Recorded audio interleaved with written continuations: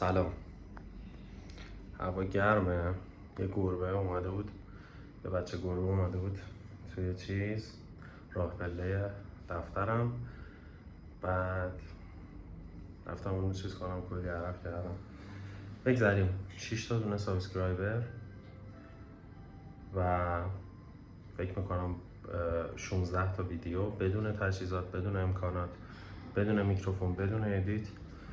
من حمیدم اومدم ببینم که آیا میشه واقعا از یوتیوب درآمد دلاری داشت یا نه اگر به صورت منظم کار بکنی. یه چند روز نبودم، 2 روز ویدیو نذاشتم، ولی خب دقت بکنید توی کانالم تقریبا هر روز ویدیو داشتم تا 15 تا ویدیو. تارگتم اینه که 20 تاش کنم، بعد ببینم که حالا کلا پیامم این بودش که آقا اگر میخوای یوتیوب رو شروع کنی واقعا میصرفه یا نه.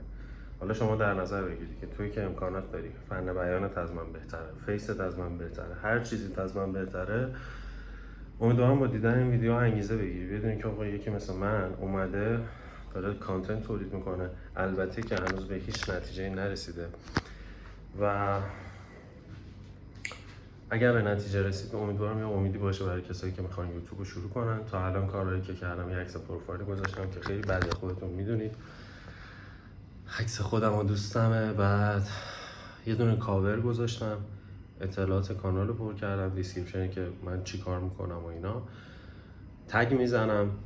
تگام هم آموزش یوتیوب و درآمد از یوتیوب و ایناست. بعضی از ویدیو مثلا تگ نداره و کانتنت ها هم کلا محتوا یعنی شد 1 دقیقه و 50 ثانیه، مثلا 5 دقیقه، 3 دقیقه، 4 دقیقه، هر جوری که بتونم. کلا فقط میخوام خودم بکشونم علیرغم انرژی های منفی که میاد سراغم، چیزایی که داره بهم میگه که نکن این کار چیه فلان اینا، ولی خب واقعا تایمی نمیذارم. یعنی مثلا یه ویدیو میگیرم آپلودش یه ذره سخته، چون هم سرعت اینترنت افتضاحه، هم خیلی ویدیو حجمش بالاه و از اینجور حرفا. اگر تو هم دوست داری بدونی روندش چجوریه، من دیگه دارم دونه دونه بهتون میگم. اگر درآمدی بود کامل شسته رفته بهتون میگم که چقدر درآمد بوده، چجوری کار کردم و اینها، و کلا در جریان باشید دیگه. اینم فکر کنم محتوای 16 منه. تارگت هم 20 تا بود. 20 تا ویدیو که گذاشتم، تارگت بعدی میشه 50 تا، بعد 70 تا، بعد 100 تا. اون لول اپ تارگت هم 500 تا ویدیوه.